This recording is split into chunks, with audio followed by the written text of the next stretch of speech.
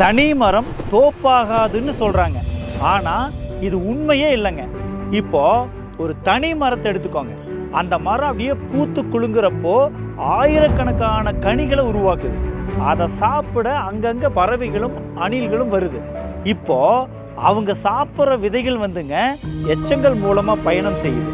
இதில் சில விதைகள் காற்றுல மிதந்து போகுது, இன்னும் சில விதைகள் மழை தண்ணியில் அப்படியே அடிச்சுக்கிட்டு போகுது. அந்த விதைகள் விழுந்த இடத்துல எல்லாம் மரமாக முளைக்குதுங்க. இது எப்படி தோப்பாகும்? அப்பவும் அது தனி மரம் தானான்னு நீங்கள் யோசிக்கலாமுங்க.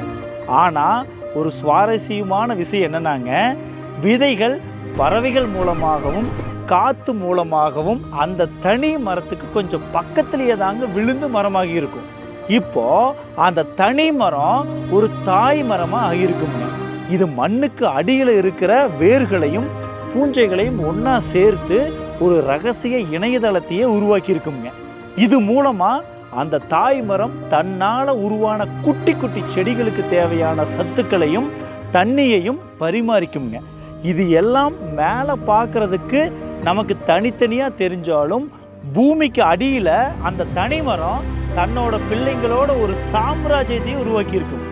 இப்போ நீங்களே சொல்லுங்களேன், தனி மரம் தோப்பாகுமா ஆகாதா?